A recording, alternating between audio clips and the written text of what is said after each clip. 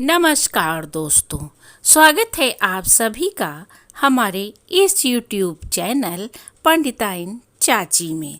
तो दोस्तों, आज हम आपके लिए लेकर आए हैं कोकिला व्रत कथा। कोकिला व्रत मुख्य रूप से स्त्रियां रखती हैं।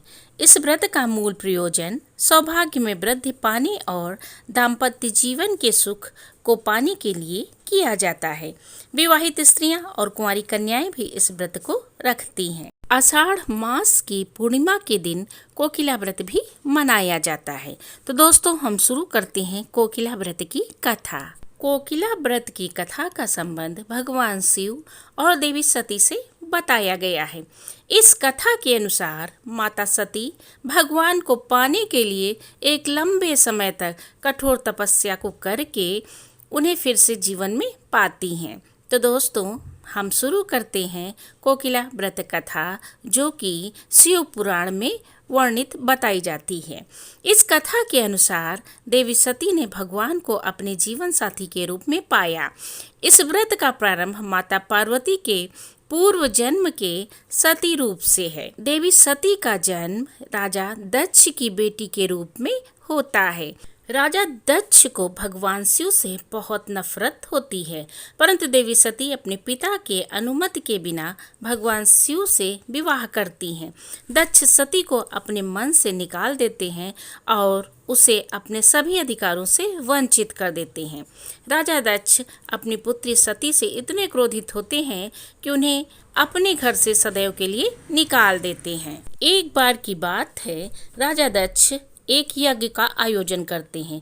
इस यज्ञ में वो सभी लोगों को आमंत्रित करते हैं।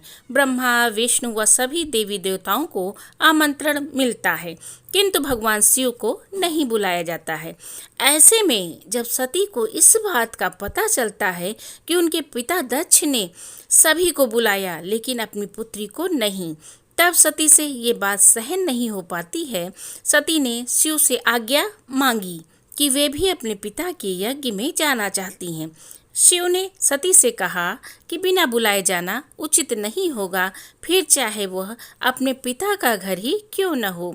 सती शिव की बात से सहमत नहीं होती हैं और जिद करके अपने पिता के यज्ञ में चली जाती हैं, परंतु वहां पर उन्हें अपने पिता से पूर्ण तिरस्कार प्राप्त होता है।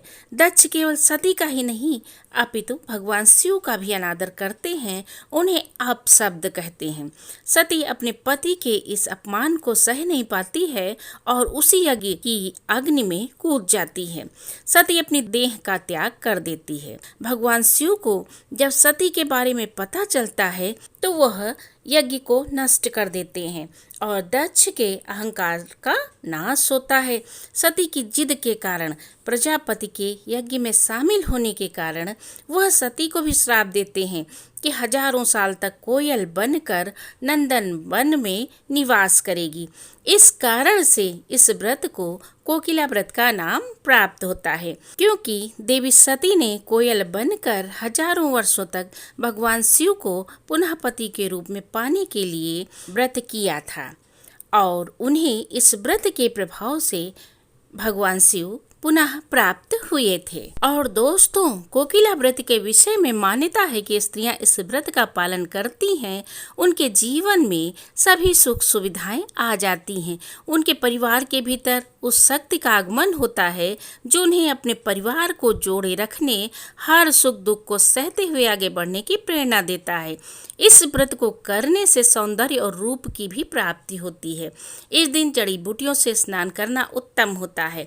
कुछ स्थानों पर कोयल का चित्र अथवा मूर्ति स्वरूप को मंदिर अथवा ब्राह्मण को भेंट भी दिया जाता है। और दोस्तों, कोकिला व्रत को विशेषकर कुमारी कन्या सुयोग्य पति की कामना के लिए करती हैं। जैसे तीज का व्रत भी जीवन साथी की लंबी आयु का वरदान देता है, उसी प्रकार कोकिला व्रत एक योग्य जीवन साथी की प्राप्ति का आशीर्वाद देता है।